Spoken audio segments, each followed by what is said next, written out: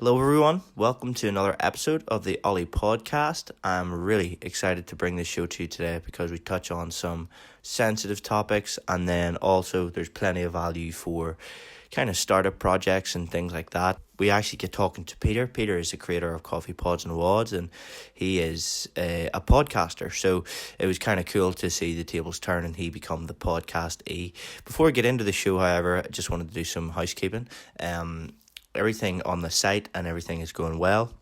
All I wanted to do was drop in the discount code that we've been pushing on the podcast because we want to try and bring value to the listeners.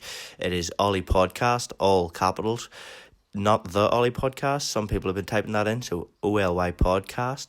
That gets you 10% off across the whole site on every single product. It's the only code that does that. So, go on and avail of that. One other thing I'll say is we're in strange, turbulent times at the moment, and I put out an email yesterday on the Monday Mantra just about being the change that you want to see in the world, and take that how you will, but I really want to try and do it myself, and I just thought it would be a good message to kind of deliver to everyone else. So, if there's anything you want to change, be the change you want to see, and make those changes. As cliche as it sounds, it's the truth. So, with no further ado, I'll let you get into the show. I'll leave you with the company motto, which is small victories repeated daily, and I'll talk to you soon, guys. Thank you and enjoy.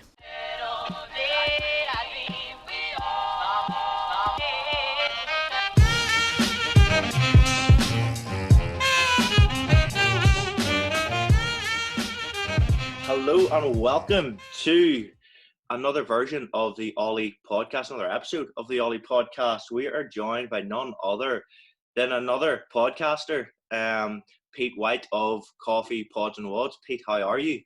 Good, thanks. Good. Kind of funny show today. Obviously, you're not a millionaire. You're not a dude that's went and changed the world. But you've changed the local community within Ireland. And I can definitely vouch for that. Kind of how I came across you, Bud, was you started putting out all this content, all these podcasts, and I was like, who is this geezer?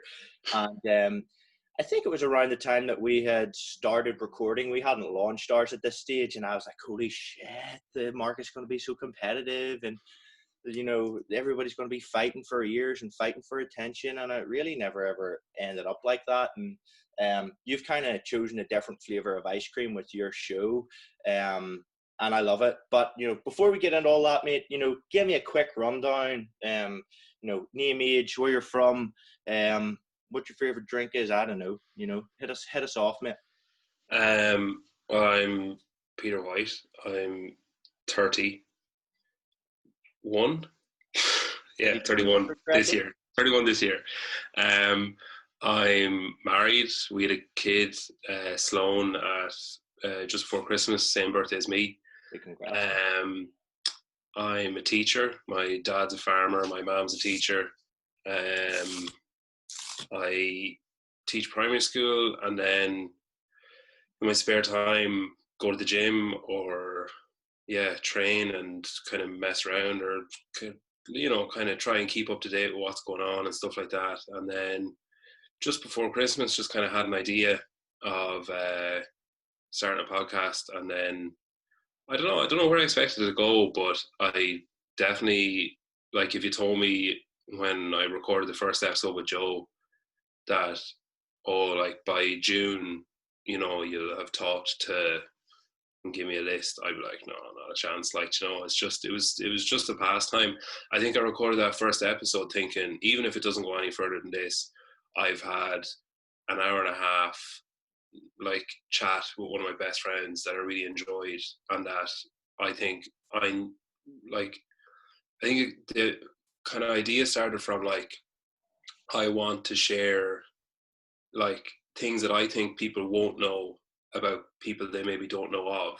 Yeah. That I think is interesting, or that I think, say picking Joe as the first one was a shot to nothing, because I knew if it was shit, I just wouldn't have to go out and with it, and he wouldn't be offended by it. And I knew if it was good, he'd support me, or if it was okay, I knew he'd be honest enough to say, I don't know if that's really that good. But I think with him, it was kind of, I know how passionate he is about fitness. I know how passionate he is about helping people. I know how passionate he is about like everything that he does. And I think people that don't know him might not know that, or people that don't know of him, I think deserve to know of him. So I think that's where it started off. And then similar, just kind of anyone I reached out to for the first few episodes were people that it's like, okay, I think this person deserves to have a bit of a light shone on them. Like I think Vincent's story is amazing. I think Elaine's story is amazing. Those people deserve to have a bit of a light shone on them. And then from there, kind of grew to like, okay, who do I want to know more about that I don't know anything about? Like I kind of half knew Darina, but didn't know that much about her, so I kind of wanted to dive in a bit there. And other coaches, other athletes, people like that that I think I admire or want to talk to. But yeah, it's been fucking crazy, but it's good crazy. So, and kudos and credit where it's due, because I mean, one thing, and I said this to you before, and I wish I could take a slice of your pie from it, but you know, you'd said about writing out a list, and you know, 6 months ago, if you know, I'd said to you, these are the dudes you're going to be talking, dudes and dudettes, sorry, that you're going to be talking to, you would have laughed. You would have said, not a chance, not a hope in hell. But the main thing is, how do you stay so down to earth? Like, you know, we're all fans of the sport. We're all participating in the sport. The guys that you're talking to are literally the Ronaldos and the Messis of our sport. And yet, one thing I admire is that you're talking to them as if they're just average Joes. And See, I think that's the thing. I think that's what people forget is like everyone is human. Like everyone at their core has the same, you know, they've got a certain set of values. They've got a certain set of things that they do. Like everybody wakes up and, you know, brushes their teeth in the morning or whatever. It's not like these people wake up and shit gold and, you know, like amaze everyone with how they blink and breathe and stuff. Like, you know, everyone's human. And I think I was helped a bit by, first of all, interviewing people that I know, so people that I was comfortable with, or people that weren't like huge, you know, like say of the first 5 episodes, the only person that I didn't know personally was like Andy Ewington. Mm-hmm. And like, he's an impressive guy and he knows a lot of stuff, but he's humble as well. So that was kind of, it was an easy one to do because he's down to earth and he's grounded. Then I suppose the first big one I did was like Tim Poulsen, but I kind of half knew him from when he was here. I knew that he wasn't intimidating. I knew that he was fine. And then I think once I spoke to him, that kind of broke new ground where it was like, why talk to Pat Vellner as if he's different to talking to Vincent Nestor? Like, they're both human. Dude. They're both men. They both have family. You know, like there's no reason. And like, don't get me wrong, before I talk to people, like I released an episode today with Sammy Monis from Feeding the Frasers. And like, I still get really nervous before I talk to someone. I still do like 6 or 7 nervous P's. I'm still like, fuck, what if, like, a lot of it's kind of technical as well, where it's like, what if this happens? What if the mic doesn't work? What if whatever? But you put systems in place so that doesn't happen. And if it does, you hold your hands up. Like, I've had a couple of episodes where I started recording like 10 minutes in, and then I was like, oh shit, I missed like the whole introduction bit. But I think like when she was on, for the first maybe 3 minutes, her microphone wasn't working and she was trying to fix it.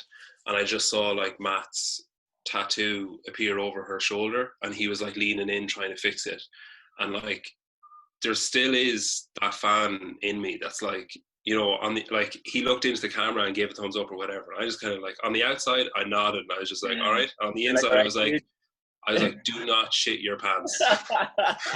Play it cool. And then like, her microphone was working and her headphones were working and stuff, so I had to like, you know, okay, like regulate your breath, don't be like hyperventilating, because he just like nodded at the camera or whatever. But I think the thing about it is as well, like, I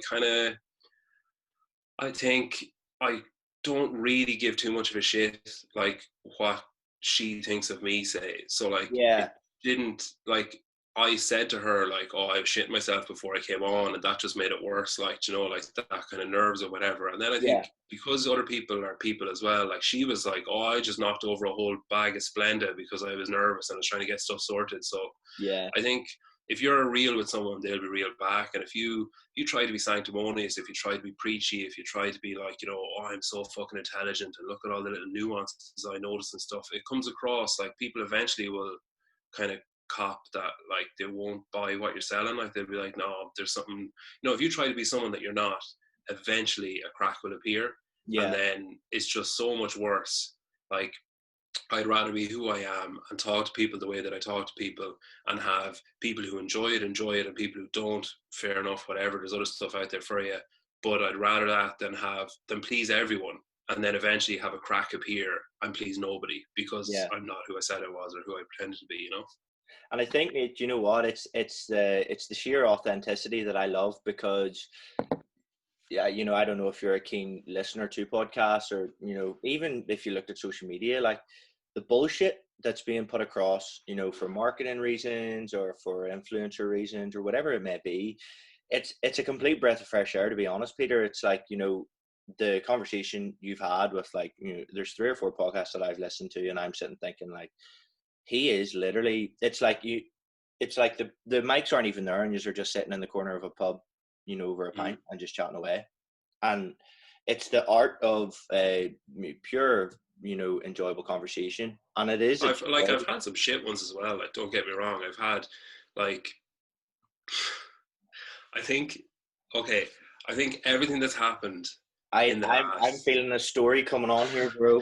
everything that's happened in the last, like, say 2 weeks in mainstream media and stuff on social media, with like all the racism, all the social divide. I think the last, like, since March, the world's been on fire. It's like 2019 said, oh, I've done some crazy shit, and 2020 was like, hold my beer, like, I'm gonna really fuck shit up. And I think there's so much going on that I think, right, that's why I started putting out 2 episodes a week, first of all, because, well, I suppose, first of all, I thought lockdown was going to last maybe like 3 weeks, so I was like, right, 6 episodes, I can handle that. Then I realized, okay, I'm in trouble here. I'm going to have to start like really banging out recordings, because 2 a week for 10 weeks is 20 episodes. I thought I was going to have to do like maybe 10 episodes in that time. So, but I think what I've learned from the last week is I have surrounded myself, like in real life and on social media, with people, the right people. Like, I've surrounded myself with, in the last, say, 5 days, people who've stood up, people who've stepped out, people who've put themselves in uncomfortable positions, people who've had uncomfortable conversations, people who've held their hands up and said they don't know, that they want to learn more. I think I've had to unfollow 2 people because of either something they've done, or just like totally contrasting set of beliefs to what I have that I didn't. I think, like, when you look at an athlete, like if you look at, okay, we'll take a positive one. So if you look at Noah Olsen, you think like, okay, positive guy, he's a happy guy. Like, on the face of it, he's whiter than white. Like, he's your stereotypical, like, white guy. He's like all dude and bro, and he's looks like he could either pick up a surfboard or pick up a lacrosse stick. He's just white. But he has stood up, as I'd mark him as like a shining light in the last couple of weeks. He stopped everything he was doing. He put his hands up and said, I don't know fuck all about this, but I promise you I'm going to learn about it. He shared links, he shared videos, and it wasn't contrived. It wasn't like sanctimonious. It wasn't, performative. I think, like, it would have been easy for him to sit back and be like, oh, I'm friends with Chandler Smith, it's fine, like, people know I'm not racist. Whereas he went further and was like, no, I'm not just not racist, I'm anti-racist, and I'm going to learn, I'm going to like help you learn while I learn and stuff. I think that inspired me to stand up and be like, shit, like, I actually don't know. Like, I think I was looking at it as, oh, there's a problem there, but it's America's problem. And I suppose it's black people's problem in America, not even the whole, you know what I mean? It's like, it's so detached from what I go through that it's just like, geez, America's crazy, isn't it? It's mad what's going on over there. But I think listening to him and listening to the Talking Elite Boys, talking to Easy Muhammad, and listening to Nicole and John from Make Pause Great Again, talking to Easy Muhammad. And I think, first of all, it showed like, I'm going off for about 15 different tangents, but it showed the lack of diversity in the sport, that if you want to hear a black person talk about the sport, you have to listen to the same 1 or 2 people over and over again on all the different podcasts. And like, I reached out to Easy Muhammad and we had a chat, like an email back and forth, and he was like, I'm happy to talk. And I was like, look, I know you're being pulled in 1,000 different directions, and I don't want to just wheel you out like a show pony to be like, oh, here's this black guy that's been talking about issues for black people. Let's listen to him talk about it again on a different podcast. Yeah. So I think we kind of came to the agreement that we'd talk at some stage, and I asked him some questions in the email about stuff we can do and stuff like that, and he's getting back to me and stuff. So like there's a conversation starting, but I think like it's, say with that kind of stuff, people standing up and people showing who they really are, not just like, here, buy these fucking noble runners or whatever. They're actually taking a stance on something that matters to people, shows that I've surrounded myself with the right people on social media, that I've surrounded myself with the right people, like my gym and other gyms that I've worked with or that I'm, say, friendly with the owners. We're the first ones to step up in Ireland and be like, no, I'm like, if this doesn't change, I'm gone, or else they just de-affiliated straight away. Yeah. And I think athletes that I follow, all bar like one, have come out and said something, and that one is like, you know, involved in whatever was going on with Jessica Griffith and Chandler Smith in that private group. And I think it stands that that's one of the least enjoyable interviews I've done, is with someone who, in hindsight, I didn't really have anything in common with. And obviously it's easy to say that now, to be like, well, I'm going to distance myself from whatever. But like anyone that I've spoken to at the time, they were like, Jesus, what the fuck is the story with that episode? And I was like, man, it just didn't click. There was just nothing there. Whereas all the other episodes I've done, everyone has stepped up that's been on an episode and either said this isn't okay, or I'm going to do this, or they've been at marches, or they've done whatever. So I think one positive that I'm choosing to take from everything that's going on, from the whole like shitstorm that's going on, is I know now that I have the right people around me and that I'm exposing myself to the right media, because like who you are is made up of like, you know, your beliefs and your how you're raised and all that kind of stuff, but it's also like, what do you read, what do you watch, who do you listen to, who advises you on different things. Like your opinions are formed by other people's opinions. Like my opinion on the Castro Glassman thing is informed by what opinions I read. If I read loads of opinions that are like, this is great news, I'll start to think it's great news. If I read loads of different opinions that are like, this is questionable, I'll start to see it as questionable. So I think what showed me in the last few weeks is that I know now that I'm doing the right thing. Like I'm exposing myself to the right people and I'm taking in the right information, because like, you know, there's like I said, I unfollowed 2 people. I unfollowed Travis Williams because of what happened, because it was like, there was no apology. There was just like, you know, sorry you were offended or whatever. And then I unfollowed like Bruce Campbell, who's like a master's, who I had planned on getting on originally, but who like basically just said, if you're de-affiliated or whatever, you're a sheep, that like, you know, Glassman's a hero and blah, blah, blah. And it's kind of like, right, I'm not going to argue with him. I'm not going to disagree with him. I'm just going to just get that out of my feed because I don't need it, like, you know. But I think, I've had really good episodes. That was about 15 minutes ago, back to the original point. I've had really good episodes and I've been lucky with the people that have gotten on. But I think the reason that they've turned out well is because I had an idea of that person's core values, and I knew like that we had similar beliefs and similar interests and whatever. So it makes it easy to have a conversation. Like it's easy for me to have a conversation with people like that, rather than like, I don't know, some guy that lived in a cave for 50 years. Like there's no common points of reference. Whereas when you have a similar social environment and I know what they believe in, and they know that I must be similar if I'm asking them to come on the show and stuff, it makes it easier and a smoother episode to do, and an easier conversation to have. And like you say, as if you're just sitting having a cup of coffee. Like I think I've gotten a couple of messages in the last while about like, why don't you do more Irish ones? And it's like, I'm not going to waste a good conversation with a person who lives 2 hours down the road on a Zoom episode when I could literally sit across the table from them. Like I'm, you know, I've got people that I am going to talk to and stuff, and they're keen to do it, and I'm keen to talk to them. Like I'm really looking forward to talking to Sam Stewart, but I'm not going to waste I'm not going to waste that conversation on a Zoom episode when I can wait 2 weeks and sit across the table from him and get a feel for who he is. And you know, it's when you're doing it, I've done some where it's like this, like where you can see the person and stuff, and they're easy because you're like, you can watch for that pause, or like you can see an eye roll or whatever, and they're not really that interested in talking about this, or oh, they're really passionate about this, they're after sitting up. But I've also done some where you can just see, the person's name because maybe they've bad internet. So I said, oh, turn off your camera, I won't use it anyway. And they're difficult because you're like, you can't get the cues, and you don't know when to jump in. It's like, are they finished talking? Are they not finished? And sometimes with a delay, you get that as well. But like, nothing beats like just a foot wide table between you, because you can see the whole picture is there. Like, you can see maybe the nervous hand is going up, or maybe the foot is shaking or whatever, and you can see like, oh, I better put them at ease a bit, or they're getting a bit angsty about what I'm talking about, or they're not happy with what I'm talking about, whatever. And I think you can see if they're losing interest, you can see if they're passionate about something, or you can see if they're nervous, and you can settle them a bit. But I'm not going to waste like an interview with Sam Stewart or anyone that I can get to on a Zoom call. So like, I understand that people are like, oh, but you're Irish, you should be talking to Irish people, or you should be talking to like, regular people that aren't these athletes or whatever.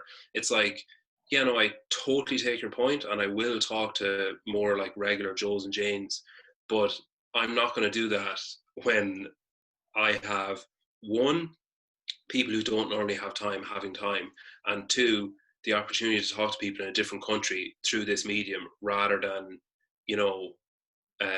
talking to Mike Russell down in Cork through this medium. Exactly. Do you know what I mean? I think, mate. A quote keeps jumping out in my mind, and I wrote it down. It's "Don't waste a good crisis." And like you've mentioned there, like the world's up shit creek at the moment. With COVID lockdown and the BLM racism movement and whatnot going on now, and really touchy subjects. And I kind of think you got to really, like, I stay well aware. I don't have an opinion most times because, if I put an opinion publicly out, I can get shunned and anything can happen. So, but it's kind of been interesting. I mean, I've just been writing so much down. I think one interesting point you said there, and it's something that I related to, and I think we should really, well, you even touch on again, was surrounding yourself with the right people and the right morals. One thing I done that made me relate to what you said was unfollowed nearly 1,000 people on Instagram. Really filtered, made a conscious effort to filter my friends, get rid of toxic. There's so many people where like I know for a fact 9.9 out of 10 people listening to this will be the same, where there's someone that when they go onto Instagram and their story pops up, or there's picture pops up in their feed, and they're like, oh, you fucking dickhead, just don't follow them. Just follow them, like. And it is annoying, because then there's that thing of like, oh, did you see what they posted? Or like, oh, I wonder what they put up. Like, I wonder, like, there's people that I'd have been guilty of up until recently of being like, God, I fucking hate that. Like, why are you putting up that? Like, it's so stupid. And then I still find myself an hour later being like, I wonder did anyone comment on that thing, or I wonder they put out another else of that. And it's a hard thing to get out of, because you're breaking a cycle of like your routine of going on to that person that annoys you, so that you can turn around to someone and be like, did you see this fucking shit? Yeah, but it's a hard thing to do, but I think you're better off if you do it. Yeah, I think especially people don't realize how much of their opinion is formed by what they're consuming every day, in the content and the conversations that they're having. Social media is a big part of that. The beauty of social media is that you can literally filter who you listen to, and you can understand why you listen to them, why you follow them, why you take their opinion on board. It's like, with Noah Olsen, like, for him, he was actually one person that I recognized that had been doing great things, because like you said, like, we're kind of in a bubble in Ireland and Northern Ireland, and that racism not a huge thing over here. It might be, well, it's not as systemic. I think that's the difference. There definitely is racism in Ireland. There definitely is like ignorance in Ireland, and there is like, you hear about people being abused, and I think Ireland is like the second highest country in the EU for like racial assault and stuff. So like, there definitely is racism, but I think it's different, where you can be, now maybe I'm wrong, but you can be relatively confident that if a person of colour walked into Ulster Bank and said, or any financial institution and said, oh, here are my pay slips, here's my, like salary cert, here's my job, here's my whatever, I want to get a mortgage, that they won't look at them and be like, oh, whereabouts do you live? And then, oh, I live in whatever. No, you can't. No. Yeah. Like, I think that's the difference. Like, I think that the number one thing for me personally, from having taken away, is actually becoming informed, because at the start I was kind of blasé, didn't give too much attention to it, and now it's impossible to not give attention, and I wanted to get a standpoint on it, because like I say, coming from Northern Ireland, to me it's not a huge thing, but then that could be part of the problem, that I'm not. Then I suppose as well it comes into what you say, like your opinion will be formed by what you watch. So say I watched that 13 on Netflix the other day, and I was like, fucking hell, like it's so fucked, like it's basically just the same thing with a different face on it over and over again. Yeah. But if I had found a documentary that was like the other side of the argument, and if I watched that, I would, like, I know I wouldn't agree with it, but say if I just expose myself to that stuff over and over again, which is what's happened, well, it must be what's happening in America, that people are exposed to these, belief systems, and they're exposed, like their grandparents told their parents who told them, and their friends believe it, and they believe it, and they can't, like Easy Mohammed shared this comedian the other day, and it was doing the rounds. I think Kevin Hart shared it as well. He was like, we're just asking for Black Lives to matter. Like, we're not even asking for equality. Just acknowledge that they matter, that they're important. And it's like you sit someone down, like, the reddest of rednecks. If you sit them down and say, but that you're saying that then that human isn't the same, like, how can it's inconceivable for someone who isn't involved in it to understand how they can argue against it. And I think that's why it's hard. And in that video as well, and it was another just lesson I got slapped across the face with, is like, for all these years, they were fighting for civil rights, not even civil rights. And whenever he said that, and you take it on board and you digest it, holy shit. And like, I think it's incredible, the movement. I think it's part of the people. That's the way I see it. I mean, this is one of the I mean, it's not right that it had to happen this way. It's not right that someone had to, multiple people had to unfortunately die for it to get raised to this level. But the beauty of social media is that, the beauty of kind of society now in general, is that change, and real change, can happen when people come together. And I think it's systemic almost, that people are beat down and they're segregated, and it's times like this when people do come together. It's such a beautiful thing, and it's shit, the circumstances that have brought them together, but it's incredible. Like, you imagine if this hadn't happened, like, actually that's a shit question. Imagine in 5 years the difference there will be. Hopefully, because I mean the worry is that, like, stuff like this has happened before, like, but I'm hopeful that because there's more information available, and because information is available at your fingertips, rather than, like, how many people, if you had a room of 100 people and told them that this was going on, how many of those 100 people would be like, do you know what? I'm off down to the library and I'm going to fucking educate myself. Exactly. But if you had a room of 100 people and said, like, here, whip out your phone there and Google this, how many people, it's a lot easier accessible. Yeah. So I'm hopeful that because it's happening now, that hopefully people, like, I'm hoping this isn't just a flash in the pan, that in 2 years' time we're not going to have a similar thing or rise up and people are like, oh yeah, remember that happened in 2020 as well. Like, I'm hopeful that something will happen. I think another thing that needs to be said as well is, like, it's not a competition. Like, you're not woker than anyone else, because, exactly. Like, the amount of times I've seen people, like, say, oh, it's just fucking performative. Like, you're only doing that because whatever. It's like, who cares why it's being done? The fact is that it's being done, that like, if one other person sees that black screen on a Tuesday, like, you as the watcher don't get to decide whether the person that put it up is putting it up because they feel pressured into doing it, because they want to do it, because they feel they have to do it, or because they don't want to be left out of something that's happening or viewed as being silent. You don't get to decide as a voyeur what the reason is behind it happening. The fact that it's happening should be good enough. And this thing of being like, oh, you're just fucking doing it because whatever. It's like, all that's going to do is stop people doing stuff, because people are going to be afraid of, like, oh, fuck, if I say this now, is that influencer or that person online or that friend or that family member going to say, but you're only doing that because maybe it's probably safer if I just don't do it at all, if I just kind of nod in agreement. And I think what we have to do is just let people talk, let people say the wrong thing and learn from it. I'm not saying like if someone, like the Glassman thing, I mean, fuck me, like I'm not saying that we should turn around and be like, oh, well, at least he learned from it. I don't mean like that.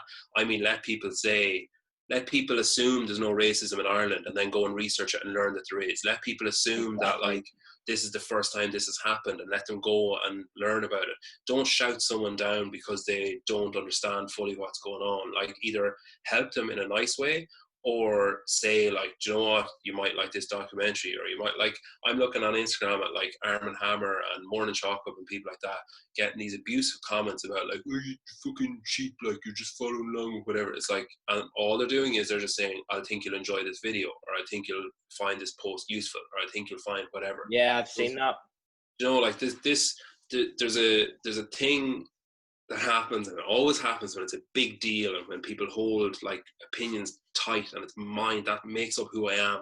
This thing of like, no, but like, oh yeah, you think you're woke, but wait till I fucking blow your mind out with this next thing I'm about to say. And it turns into a competition, and it's like, there is nobody's right. Like everyone's just finding learning what's going on, and there is no right or no wrong. It's just like, figure out what's happening, figure out where you stand on it, and then stand there. And if you need to move.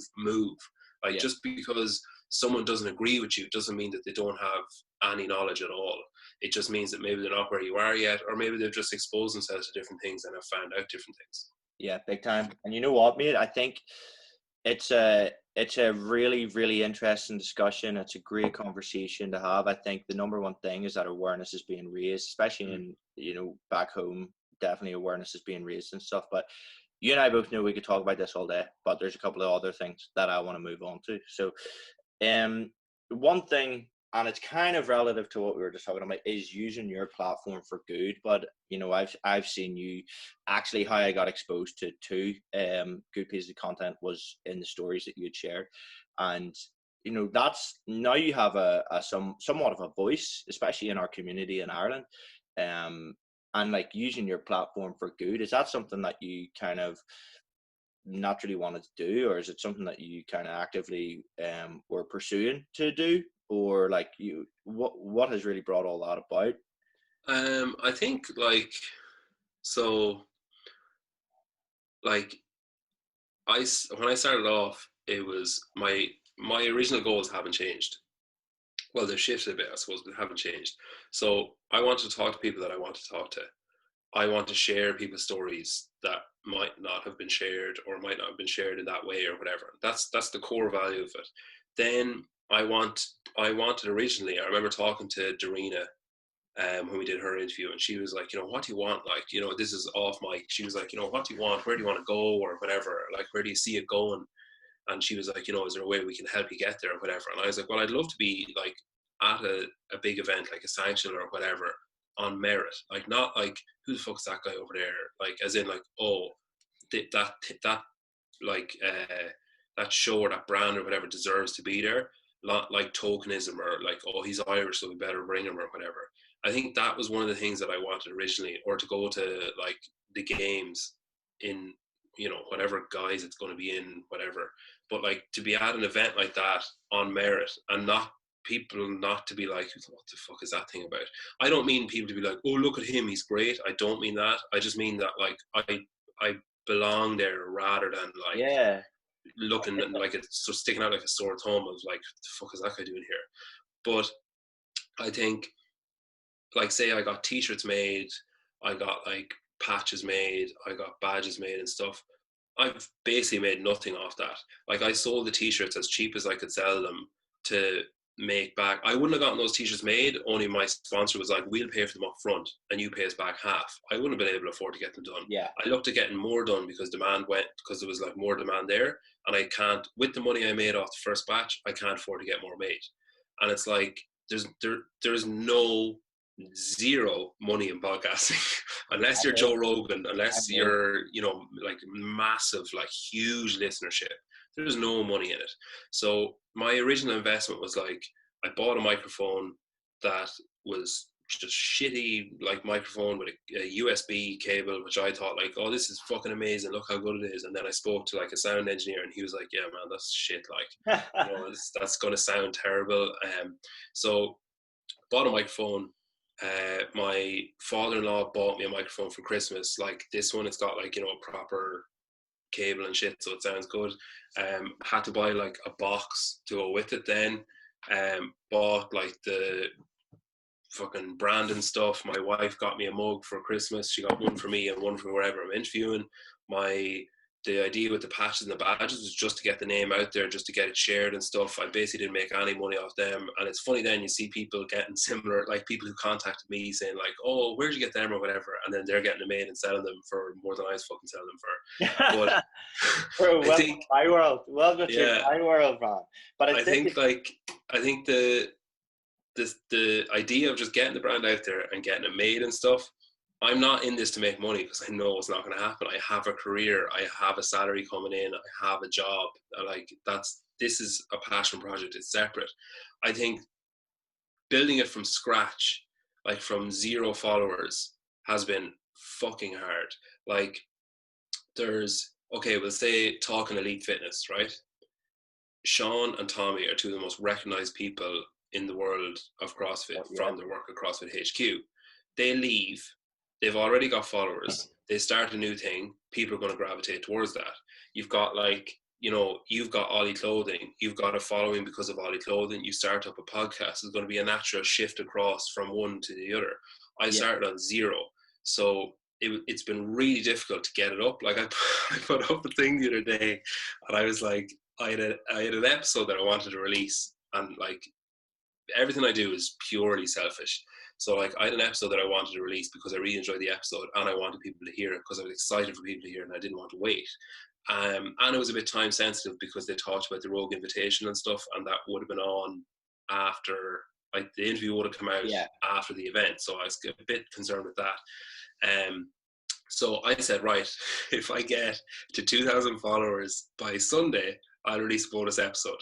And I was on 1,700 and something. And I knew when I put it up, I was like, not a fucking chance I'm going to get 300 followers. But like, for me, the fact that like 2 or 3 people shared in their story or commented on it, whatever, that means a lot. And I think I gained, like 30, like, so 10% of what I wanted. Bro, like, and it's like magic happens, Pete. That's why you've done, I think because it's organic, like, because it's like, you know, someone say like PD doing an interview with me and then saying to you, oh, you should listen to this or whatever. Like, I'm not saying that was happening, but I know that you're friends, you know, I'm just using you as an example. Or like, you know, my father-in-law listens. He has 0 knowledge of what's going on, but he listens for the people, and he listens for, like, you know, he's passionate about what other people are passionate about. So he's like, you know, same, his wife listens, and I don't know, she's on episode 4 or 5 or something. She just listens when she's doing housework, you know, when she's keeping herself busy or something on her days off. But like, the fact that people that have no concept of what's going on are still interested by the stuff keeps me going. And then when you've got that organic platform, it gives you the opportunity to share things that are personal to you, or that meaningful to you, or that you think deserve to have a bit of a light shone on them, like the United Movement thing, different charity things that are going on, like that kind of stuff. I think I don't feel any way contrived sharing it, because like I said at the start, if you are who you say you are, and if you let people see who you are, then if I share something like, you know, a charity thing that I know is going on, or like Kev Maguire doing his cycle in his little fucking 2K bubble, like, I knew that by sharing that, like, well, first of all, if you don't like it, I don't give a fuck. But second of all, I knew that by sharing that with people who know who I am and what I stand for, it won't come as a surprise. So it won't be jarring. They won't be like, what the fuck is he sharing charity shit for? Yeah. So I think when you build an organic following, you have that kind of license to say whatever you want, do whatever you want, and share whatever you want, once it's who you are and what you believe in. And I think as well, like a lot of people, you know, there's going to be a lot of people kind of in your position that have started out projects and, you know, to capture the essence of what you said, people are following you and you're growing organically because you are authentic, because you're having the conversations that you want to serve others, because you want to give an insight into those people and people want to hear it. And, you know, the fact that you're near 2K followers after, you know, what is it, 6 months of being up and running, like it's testimony to you. Like, I remember going for, what am I on? I fucking lost 2 followers. I remember that's bad now. Yeah, I've gone backwards. Must be because I didn't release the episode. But I've gone like I remember having none, and I remember being like, oh, I've got like 10, and I hadn't even put that out. And then it was like, oh, I've got like 100, and then I remember within 5 days of setting up the account, passing my personal like followers, like my normal account, passing that followers, and I was just like, oh, is this good for the podcast or insulting towards me as an individual? I was like, and I think I spoke about it on one of my episodes where there was a time where we have a whiteboard up in the kitchen, and I got it and I put it up, and I was like, right, I'm going to write up the interviews I've coming up and the dates and times so I don't fuck it up. I'm going to write up the ones I have to edit, and I'm going to write up the ones I'm releasing and what dates I'm releasing them on. And on top, I had number of followers, number of patrons, a number of listens. And it got to a point where I was like, this isn't healthy. So if I put up an episode, you have your RSS feed website or whatever where your episode is released. So I use Buzzsprout. So it tells me all these different stats, and I put them up sometimes. Like someone in fucking Brunei was listening last week, so I thought that was funny. I put it up. But like, it tells you your stats, which it comes back to like that kind of comparison thing on social media and stuff and who you expose yourself to. So if I constantly expose myself to how many followers I got and I start becoming obsessive over it, like when I picked up my phone there, I was like, oh, I've lost 2 followers. It's like it defeats six months ago that would have killed me. But like now I couldn't give a shit, because if they don't want to be here, that's fair enough. Like it's grand. Or it could be just some fucking bot account that followed and unfollowed or whatever. But like I used to have the number of listens, the number of followers, and the number of patrons. And then I kind of realized like this isn't good. It's not going to serve me well. So I got rid of it, stopped caring about the followers that I have gained, and cared about the followers that I have, like who's there and how can I help them, or how can I entertain them or whatever. Stop caring about the number of patrons I have, and started caring about the patrons that are there. What can I do to reward them? Like what can I give them that's worth them supporting me? Because I think a lot of people, like even say Hannah from CrossFit Knock, she was one of my first patrons. And I was like, oh, what's your address? I'll send you out a patch. She's like, no, I don't want one. Keep that for people that are buying them. Like, I think people that get involved are people that want to support it and that are supporting. And I think as well, mate, like you touched on a couple of things there about, the numbers and stuff, and, getting not worried, but like having, the number of followers or comments. Placing value in it, like. But it's like, whenever you took a step back, stop worrying about the numbers and focused on the excellence of your show, focused on the value and the quality of your show, the rest got taken care of, literally. Like, and I think that's what a lot of people, and you know what, Pete, a lot of people could take something out of your book right there, because I know a lot, like I help a couple of people with influencer accounts, and like I'm asking them, look, what do you want to do? Who do you want to talk to? Who do you want to help? And they're like, what? And 2 of them are tits and ass profiles, and one of them's a nurse. I'm not going to say her name. We fall out all the time over it. And I'm like, look, if you're saying that you want to, she's an incredible transformation journey. She's an incredible story to tell about wanting to help and wanting to serve. Like, she's a nurse. She wants to do great things. She does do great things. And yet, because her feel-good, value-orientated posts don't get the likes, don't get the shares, don't get the sent in the DMs, and don't get put on collections, she, by right of numbers, thinks that it's not good. But that defeats the fucking point of wanting to help people. It defeats the point of trying to authentically add value. It's like we in the grand scheme of things are tiny. Like as a clothing brand, we're Oh, fucking but even if you take CrossFit as a sport, right? If you look at,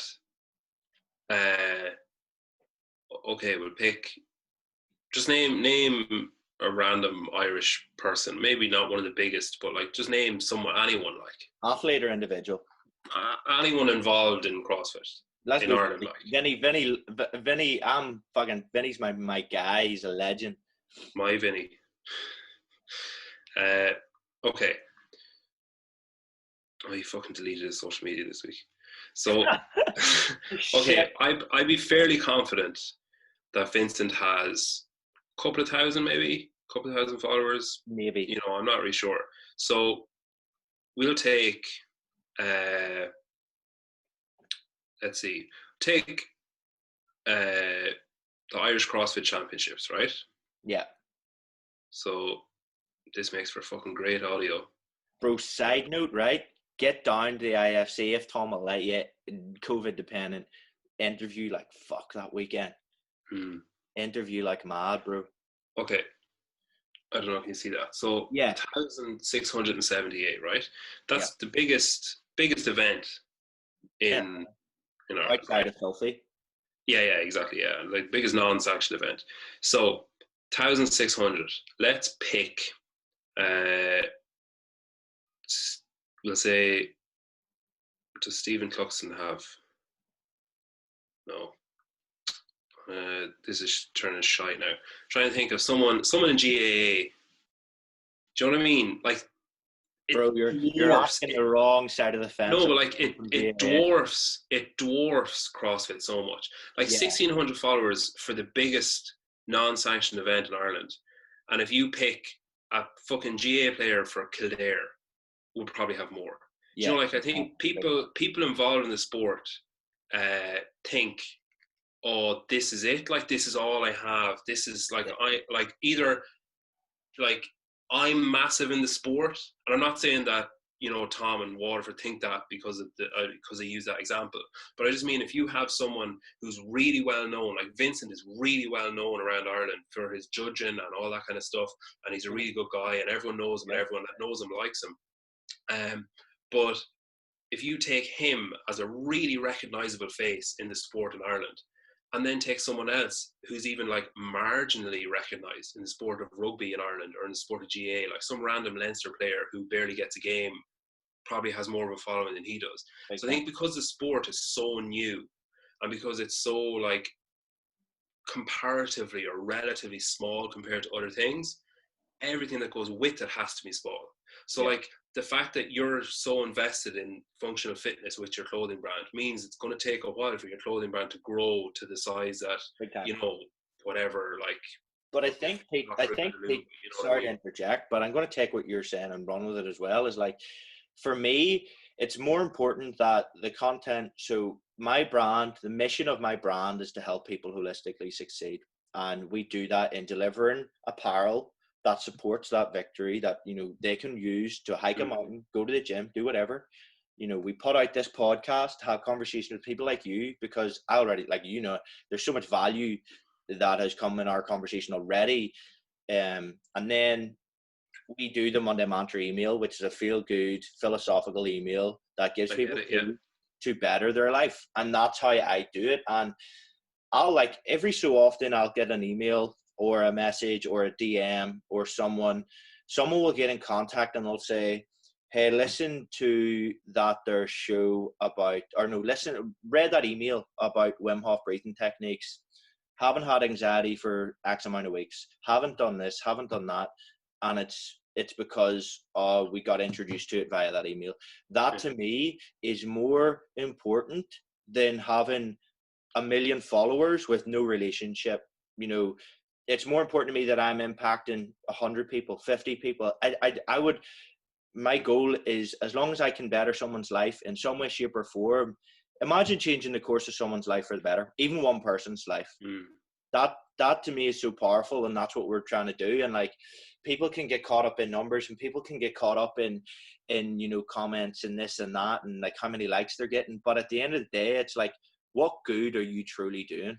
You know, like, we might be a bit rough around the edges, but it's like, I know in our heart of hearts what we're doing in some way, shape, or form is right, and that's all that matters to me. And like, but it's even like I get like, so if I put out an episode and if I know there's value in it, I'm happy. yeah, But if that's your job. if I get one person of like, it doesn't matter to me anymore how many people have listened to that one episode. Once I get one person saying X was really good, or like that part of that episode, or geez, you know what, actually, like every so often Vincent will message me and be like, oh, I re-listened to such and such an episode, or I get like one of my friends Kevin will be like, oh, I've listened to that episode like 10 times. Like stuff like that just makes everything, all the shit, all the hard work just grand. And it's like you say, mate, there's fuck all money in podcasting. Like, zero. My general manager and a couple of people in the team here were like, what are you doing? You know, we could monetize, we could, you know, sell ads whenever it gets big enough, if it gets big enough, but it's not what we're doing. As of January, we started communicating. We don't communicate via Instagram anymore. I only talk to my customer the way I want to talk to them, truly, by email and podcast. And I can't make any money off podcasts, like you said. So it's like, you know, and you'll know yourself, the time it goes in trying to schedule these big names and individuals, trying to organize your own calendar. Like, you have a job and a kid and a wife and a house and all these responsibilities, you train, and yet you do it because of the value and the enjoyment that you're going to share and bring to people. Yeah, it's a creative outlet as well, I think. Like, people, like, okay, if there's anyone listening that's like, oh, I want to do something, like I want to, you know, maybe and I don't want to sound like some fucking dickhead that's like trying to motivate people or whatever. You're not, but, like, but I know where you're going with this, and this is actually one of the questions. Like, this, it will be buyer to entry type stuff, you know, because maybe you don't want to do a podcast, but you want to do a project. But like, you continue what you're saying. Sorry. Like, if, like, I'd say, okay, I was 30, nearly 31, like a week or two off 31, when I realized that this is something that I wanted to do.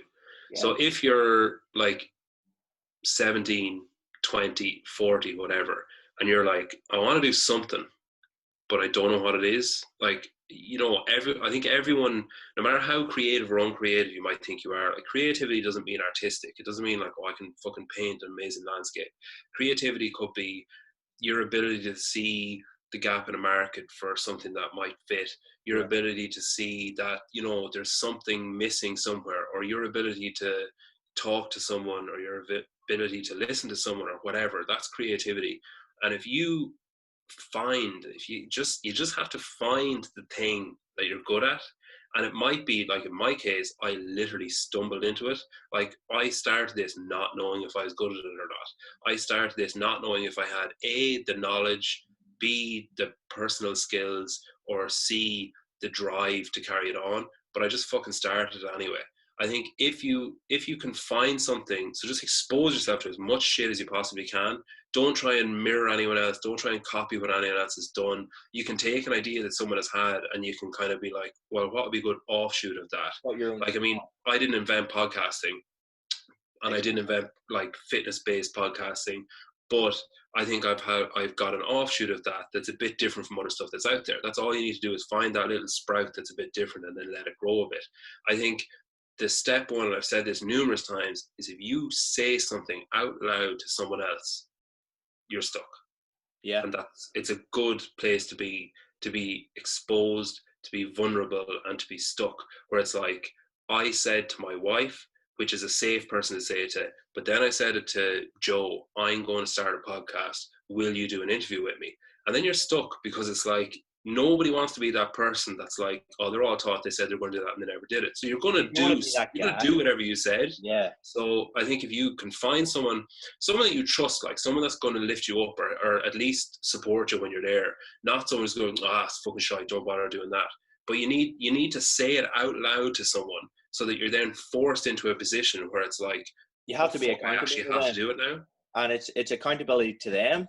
You know, say it to someone you respect, because you know, you don't want them to think like you said, like, he's one of those dudes that just says it and doesn't never fucking follow through. But it's also the accountability to yourself, because if you get into the habit of, I'm going to start that project, and you just think about it and think about it, and then you don't proceed to take action, and you make a habit of that. Anytime you approach a problem, you're going to be like, you're going to have no self-esteem. You're going to have no accountability to yourself. You're going to have no motivation to push through it and continue on with the project. But I think as well, everyone loves starting a project and everyone loves finishing a project. But generally, most people don't enjoy the shit in between. Bro. So everyone loves having a really good idea and being like, oh, I'm so fucking excited. I'm so buzzed about doing this. And everyone loves that sense of achievement at the end when it's finished, where you're like, ta-da, look how great it is. But like the hard part is the middle bit. Yeah. And I think motivation ebbs and flows, where someday you might wake up and be like, I'm so fucking ready for this. Yeah. Like, hit me, I'm really ready to go.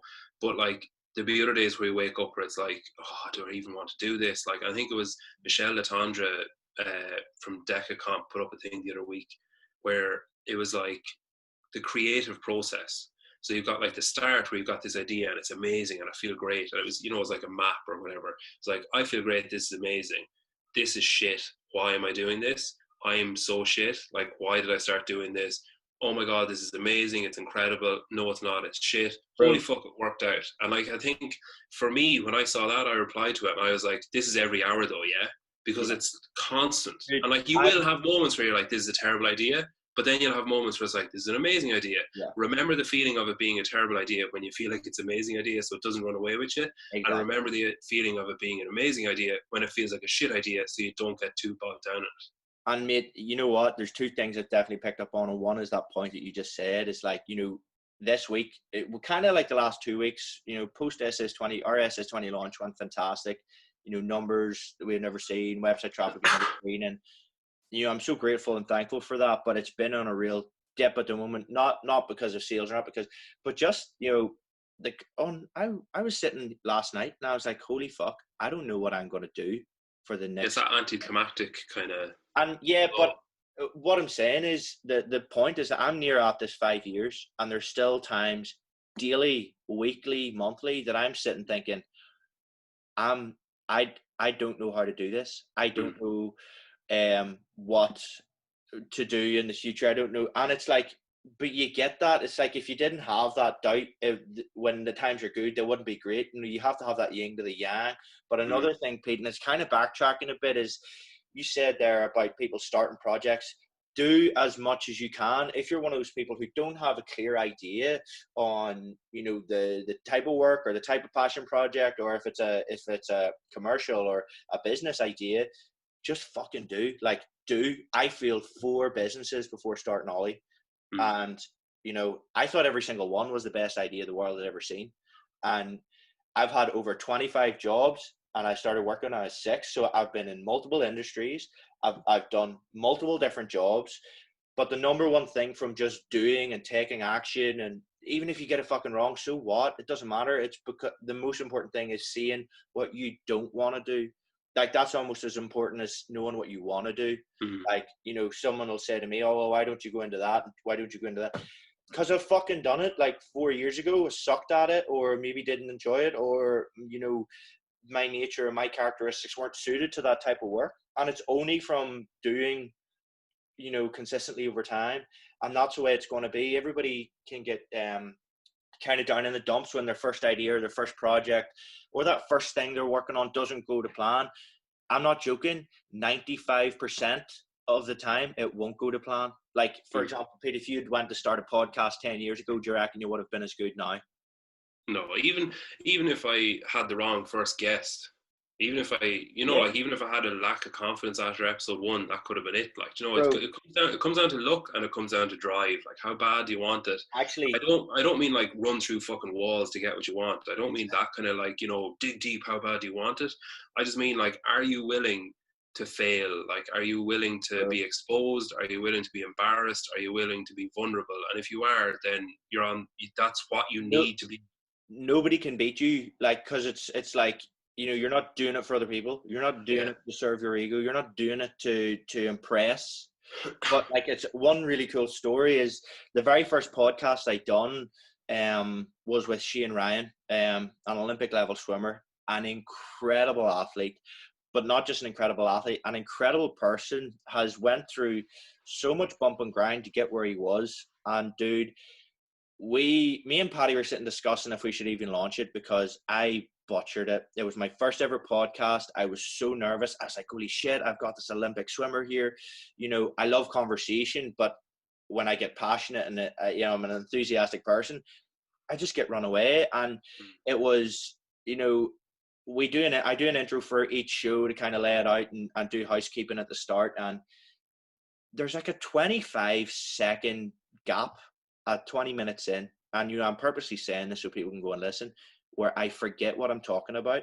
And I'm like, here, Shane, we can edit this out. And Patty, note this down because I don't want this in the show. And then I was listening after and I was like, fuck it, we need to put it up because people need to see that, you know, yes, I want excellence and I want a great product. I want people to get value, but I wouldn't be true to my brand of trying to help people succeed if I didn't show them that we were fucking feeling all the time as well. Yeah, but you see, it comes back to that thing of like, show people who you actually are, not who you want to be. Dude. Like, you hear these like really clean, polished, whatever. That's not me. Like, I'm getting messages the odd time of like, you know, oh, you've improved so much because you get more confident, you get better, you get more at ease. You're not worried about the microphone anymore because you know it's going to take care of itself and stuff like that. And I think, like, if you compare one of my more recent episodes to one of my early episodes, there's very different conversational flow and stuff because I'm like, you know, without being cocky, I'm getting more confident at it. And I think if you, like, I've never edited an episode other than I'll take out the bit before I say, thanks a million for doing this. I'll take out, like, you know, the hi, how are you chat at the start. I'll get rid of that bit. And I'll get rid of the bit at the end where I say, thanks a million. Like, I'll thank them and they'll say thanks, whatever. And then I'll figure out a good endpoint for the episode. But there might be a bit after it where I'm like, oh, look, I'll release it on the 5th of July or whatever. I'll get rid of that bit. If it's like really laggy, I'll get rid of the lag just for the listeners' aural pleasure, that they're not like, fuck, what is wrong with this? But I won't take out me saying the wrong thing because it's disingenuous. It goes against. It's what you would say. Exactly, it goes against being who you are. Like you either are who you say you are, or you're not. You can't be both. You can't flip flop in between. You can't be like fucking be true to yourself and, you know, make these little victories and do this, do that, whatever, and then in the background be like, I need to take out that because and it's like, I love that, man. I love how you're owning it up, and especially in the podcast world or any, like, if you're going to be putting yourself out there in any project, whether it be passion or commercial, you got to understand that if you can't own up to your own fucking insecurities or your own kind of flaws, holy shit, bro, you're not going to last a second. Like in that, like, you know, back to that Shane, that example that I done with Shane, like, I had to start. I'm like, yo guys, this was the first show I done. It's really rough around the edges. I forget what I'm talking about. You know, that is 2 years ago, I would never have done that because I was like, no, people are going to think I'm a bullshitter. Yeah, they'll think I'm a dickhead, But I was like, no, what kind of example is it if I'm like, you know, take it out and do edit it? I was like, nah, fucking own it. Like, own your flaws, own your mistakes. And there's one, I can't remember who it was with or what it was, but I remember putting it up in my story where I was like, something along that I was editing an episode and I was listening back to make sure there was no lag or gaps or anything, and I was like, oh, I put it up on my story where I was like, you know, make sure that if you're going to do a podcast, you're a high fucking quality journalist. And there was a segment in the episode where I was like, what's what? And it was literally like 45 seconds of just gibberish. And then the question at the end was, you know, it was like, what's your favorite color? Or, you know, it was just something banal, but like the lead up to the question was like, what? You know what and I just flip-flop back and forth where I just totally forgot what I was talking about or forgot how to fucking speak. And like, I remember putting it up and someone messaged me like, oh, do you have much of that to take out? And I was like, oh no, I won't take that out. Like, I'll leave it in. I just thought it was funny as I came across it. I was like, oh God. And like, I'll edit my intro bit, but I've put up any of the things that I thought were funny from, like, so there'd be a good few times where I'm like, oh, welcome to episode 22 of, oh, you fucking idiot. And I'll like stop it and go back to start again. But like, I'll put that up on my stories because I think that people need to know that it's not like I don't like shut the door in my fucking recording studio, like my spare bedroom. I don't shut the door and suddenly turn into this fucking suave, like, you know, pristine media journalist. I'm still the person I was the other side of the door. So I still fuck up, I still make mistakes, but then I won't make the same mistake the second time. Yeah. So if I forget what episode if I'm like, oh, welcome to episode 23, oh no, fuck, it's episode 24. I won't say 23 the second time. So that's why I don't even say the episode to start. I'm like, welcome to the OLY podcast show. Like, I don't even do it anymore because I kept making that mistake. I was like, I don't know if we're on 7, I don't know if we're on 8, I don't know what number we're on. Welcome to the OLY podcast. But I think it's like, you know, we're discussing a lot of barriers into projects, and like that's kind of one of the main things is like it's in these conversations that we can really shed light on shit that people are going to experience in starting their own shit or starting their own project, whether it be passion or commercial, like I say. And it's like, it's really not glamorous to do kind of what we've done. It's not glamorous. It doesn't make money. It doesn't, it's kind of like if you ask someone, if I had went to try and start a podcast 5 years ago, for example, I would have laughed in your face. I'd be like, no, bro, how can I make money off that? You know, but obviously my morals have since changed. But, you know, in talking about barriers, I mean, what were other things that you kind of experienced during the kind of the early stages of trying to get it up? And, you know, maybe not relative to podcasting, but in general, you know, what were barriers of just getting this project up and going? Both internal and external, you know, because people have to deal with barriers internally as well to get these projects out. Okay, I think the fact that I was willing to make a tit of myself and that I was willing to, you know, have people listen and be like, that was shite, and like not care. I think that got rid of so many of those barriers for me. Like I just didn't care like what people thought. Once I enjoyed it and once the person who's in the episode was happy with what was put out, I didn't really care after that because it's like it was, you know, I think I was just maybe at a time in my life where I just wasn't too concerned about it. So like that was kind of just luck really. I think if I was, like you say, if I was maybe 25 and I was still really self-conscious and still like, not that I'm not self-conscious now, but you know what I mean? If I was less self-assured, I think I would have been a bit more like, oh no, I can't though. What if it fails? What if it's shit? What if I'm embarrassed? What if I'm exposed? What if people think I'm a fraud? What if people think whatever? Whereas I think deciding that like, okay, just be yourself, like, sounds so contrived, but like just don't try and be someone that you're not. Don't try and talk in a way that you wouldn't normally talk. Don't like act really confident if you're not confident. Don't act really nervous if you're not nervous. Just be yourself. I think that got rid of so many of those internal battles. If only I had heard what you had just said when I was 20. Like see, I think you can hear it. Like you can hear it till it just becomes your fucking theme tune. Yeah. But if you don't buy into it, and if you don't learn, like you can tell someone. It's like telling someone to calm down if they're hyped up. You're not going to fucking calm them down by saying calm down. If someone's insecure, you're not going to say, you know, you just need to be more self-assured. They're not going to be like, but do you know what? You're right. You've just fixed all my problems. But like, I think it's learned conditioning. Like you become confident because of shit that happens, because of those mistakes that we talked about, because of those things. You gain momentum and stuff, and then once you have momentum, it's like a rock rolling down a hill. You're unstoppable. Do you know? Like it's, if you don't care, like if I don't care what people think of the episodes, if someone comes to me and tells me they think it's shit, I don't care. Yeah. If someone comes to me and tells me they think it's amazing, that's really nice to hear, but like it doesn't change the fact that I put out the episode because I love the episode. Do you know what I mean? And I think that kind of reduced a lot of the barriers.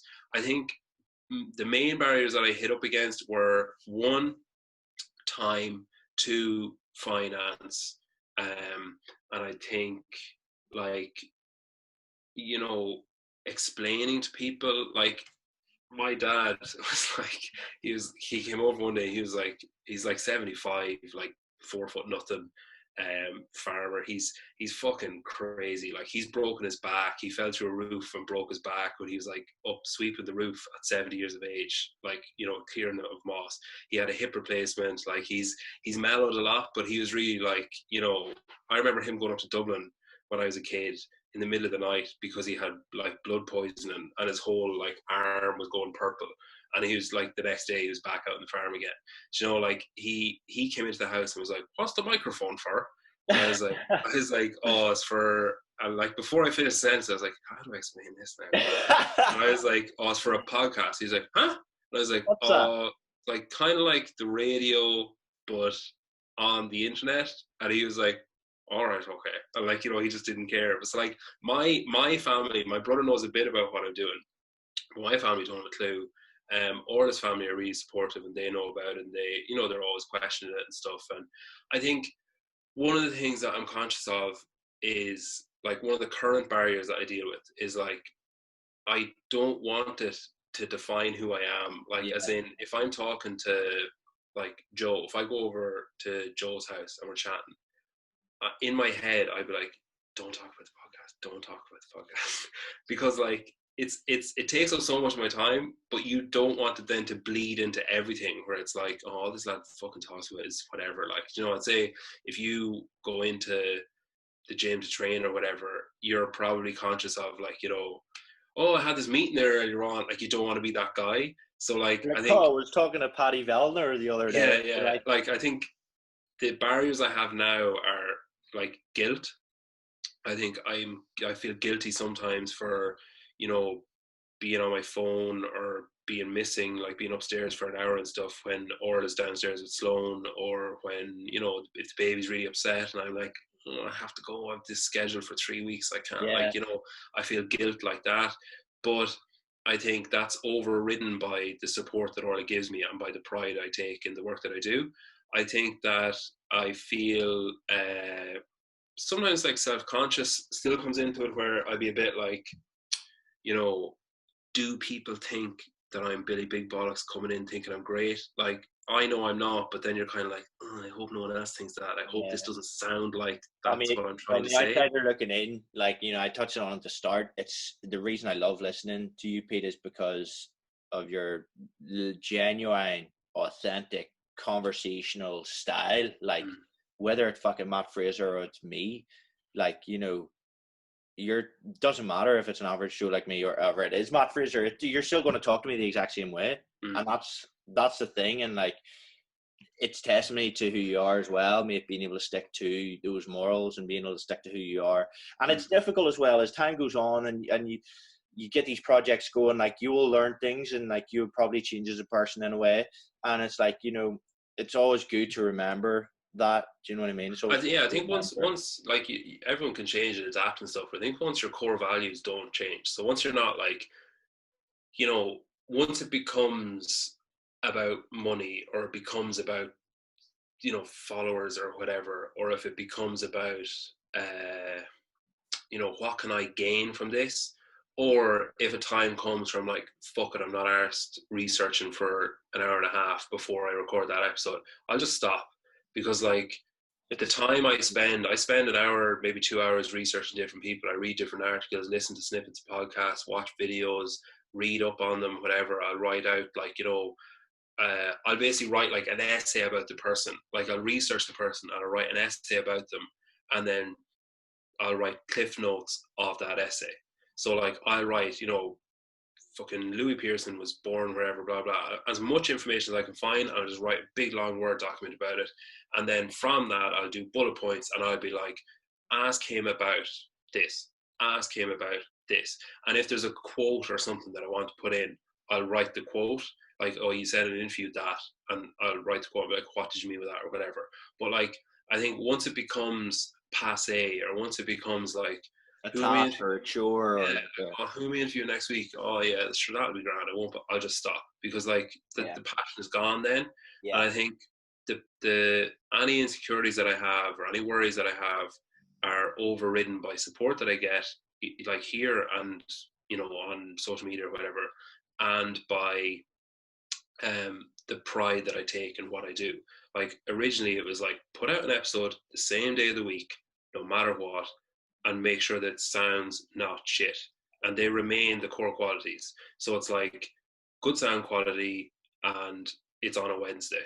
And well, now a Wednesday and a Friday, but you know what I mean? It's just like, once that happens, And like stuff will change around it. Like I had Rain come on as sponsors and they rang me and were like, you know, what do you want? And I was like, I don't know.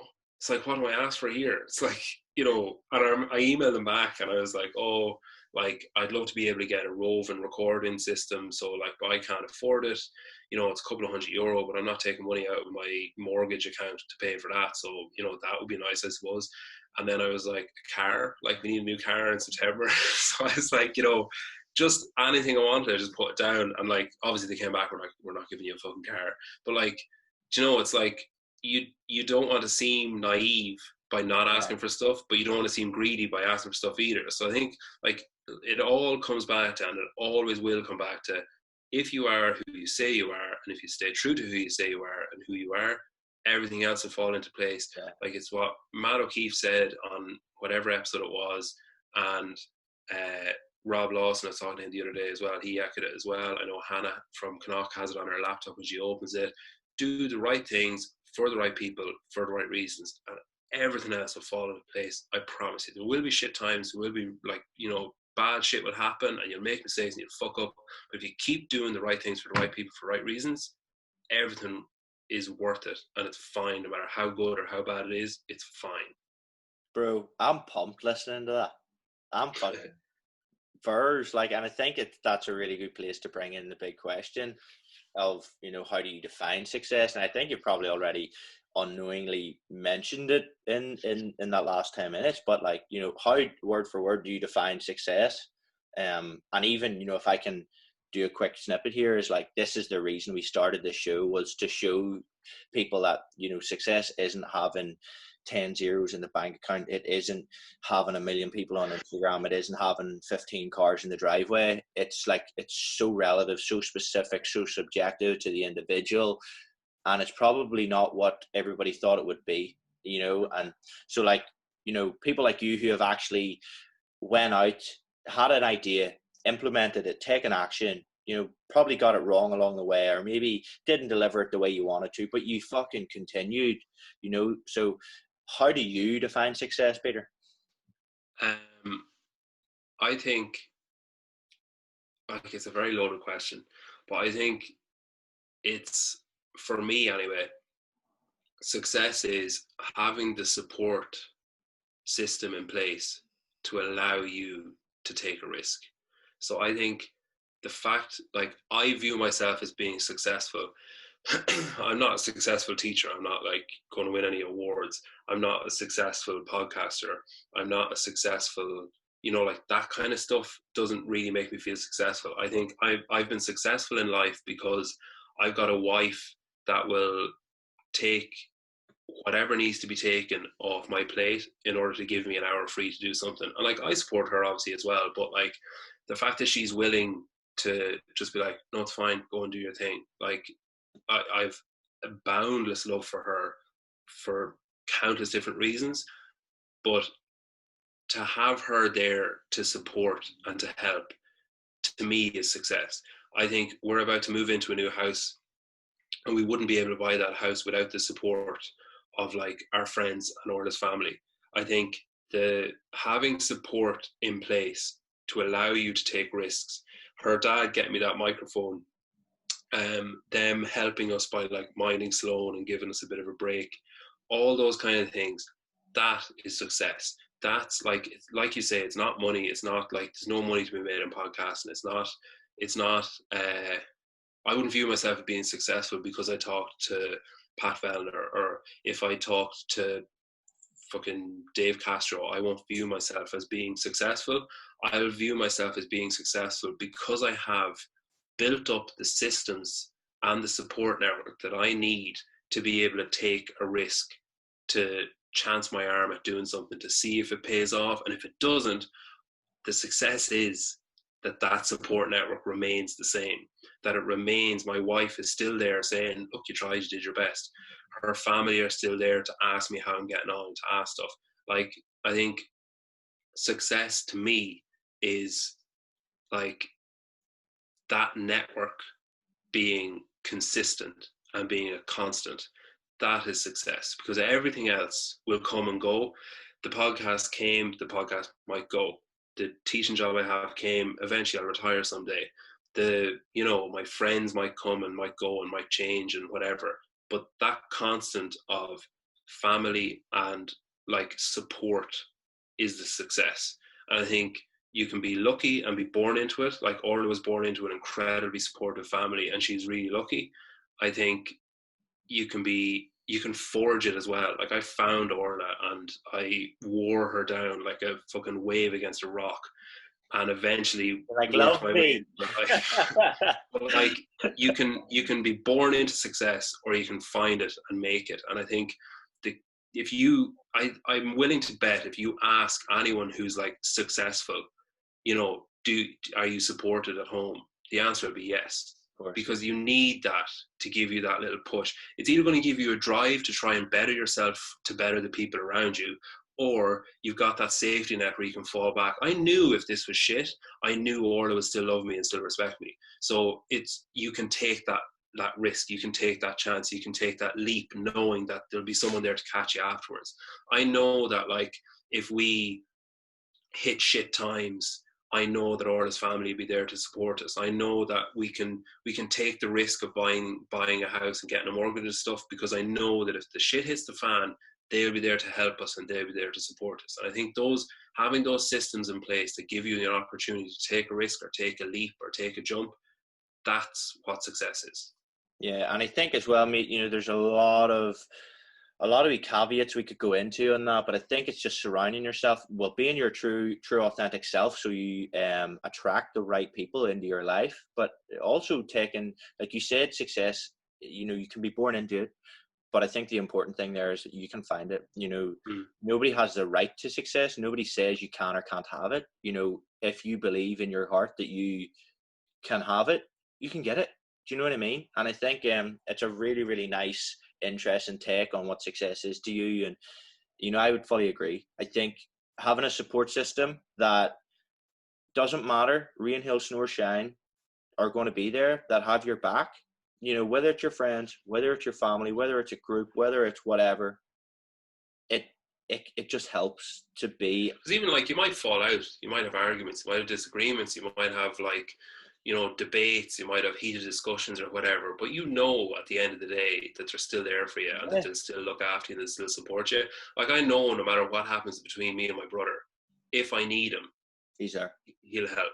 I know that no matter what happens between me and the podcast or me and work or me or whatever, I know that there's people there that I can turn to and be like, I'm stuck.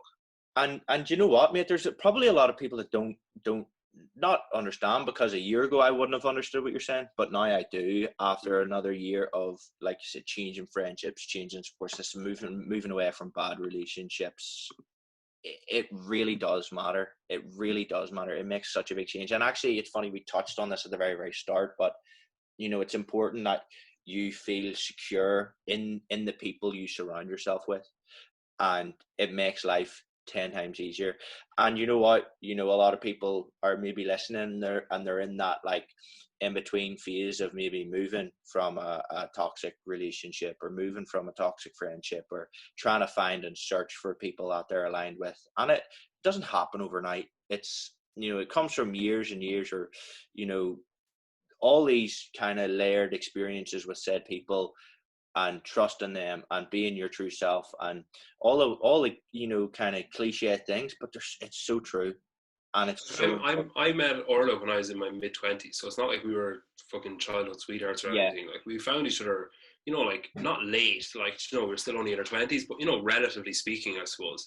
I think I only found CrossFit and functional fitness and stuff when I found Wolfhound, like 3-4 years ago. And I found a community that I didn't realize I was missing. Like I didn't realize that there was something missing until I found it.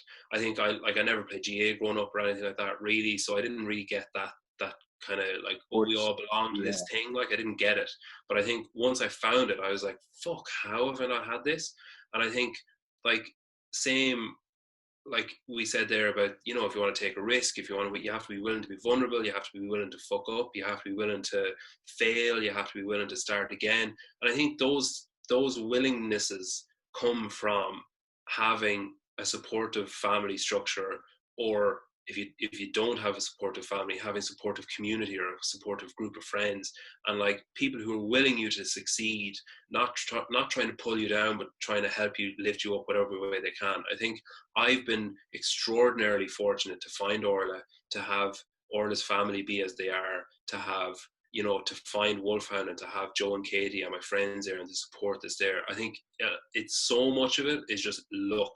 But I think if you can find support, one person that supports what you're doing and will be there afterwards and will, you know, help you to get to a point where you don't care what other people think, then you're successful. If you have that, you're successful, because no matter what happens, you'll have someone to turn to, you'll have someone to look for advice from, you'll have someone to say like, good job, you'll have someone to say, I'm not sure that's a good idea, maybe do it this way. And I think that's what being successful is. Like you say, I mean, yeah, would it be nice to have a couple of million? Fucking course it would. Like, everything would be so much easier. Yeah. But like, you know, you look at the people at the upper echelons of business and stuff, and it's like, you know, are they really fucking happy? It's like, you know, what are they going to have to show for it at the end? And I know it sounds really cheesy and it sounds contrived, but like, you know, if someone rings me, if Ollie Clothing ring me in the morning and be like, here, we want to give you 10 grand to sponsor the show or whatever, I'm not going to be like, no thanks, I'm fucking successful enough, thanks very much. Like, it's not going to hurt. Yeah. But like, it won't take away from your core values, and it won't, you know, detract from what I'm trying to do just because someone wants to throw money at me. If they want to throw it, I'll fucking catch it. But like, I'm not, I didn't know I'm not going to suddenly be like, on. here I am successful because I got 5 grand, like, you know. Yeah, I get that. Do you know what though, Pete? I think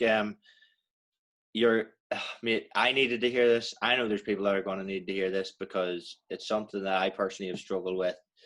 And mate, thank you for sharing it, you know. And on that, mate, I think that's a great place to end. We've been talking, this is our longest podcast in history ever. You can delete the weird bit in the middle where I tried to prove a point on my phone and then failed. Bro, we just spent the whole 20 minutes about being authentic. So yeah. But no, mate, listen, I think, you know, that is a really good place to wrap up. I think there's going to be serious value for people to listen to, you know, all those big business buzzwords, but I think there is serious value. I mean, you know, it's clear to see you're an average dude and you've just kind of blown me away there, and I love it, mate. I'm lost for words in a sense, so it's not often I'm lost for words. But mate, is there any kind of shameless plugs you want to do at the end here before we sign off? No, just thanks for having me on. First of all, it was a big compliment being asked to do another podcast. I think anyone that hasn't listened, like, you know, if you want to listen, great. If you want to tell someone about it, great. I think I kind of feel like there's enough. I know people might be like, oh, Pat Fellner, sure, I can just watch a video or I can listen to whatever. But I think there's enough in each episode for people. Like I say, my father-in-law listens to it, doesn't know fuck all about the sport, but he gets something from the episodes, or he likes the person behind the stuff. So I think whether you're interested in functional fitness or CrossFit or not, I think there is stuff there for you. If you like it, shoot me a message and we'll have a chat or whatever. If there's someone you want to see me bring on, shoot me a message, whatever. I think if you don't like it, go back to the OLY Clothing podcast because it's a good second. Yeah, boy, thanks for the plug there. I'll take that. I don't need to plug myself, but no, mate, listen, it's been an absolute joy and a pleasure. I think you know, there's a reason this is our longest show, and there's a reason I didn't lay out any questions, because I knew, like, you know, we've spoke about this, you know, trying to get a conversation for a while now, and you know, people like would see it maybe as us as competitors, but it's totally not the case. You know, it's like, as far as I'm concerned, we're both trying to do the same thing. We're both trying to add value, serve others, impact others positively, and mate, you're doing a great job, and I thank you for that. And the Irish CrossFit community especially is so grateful and thankful for that. So, mate, keep doing your shit because it's great, is what I'll say. So, listen, guys, I know we have had a massively long show here. I know it's went off on a couple of tangents, but it's been enjoyable. I've enjoyed it. I'm sure Pete's enjoyed it, and I hope you guys will enjoy it as well. I'll leave you with the OLY motto, which is small victories repeated daily. And listen, if there's anything you need from Pete, I'm sure he's more than happy to answer any questions. You know, he'll have a conversation with you, no problem. Yep, 100%. Thanks so much for listening, guys, and we will talk to you soon.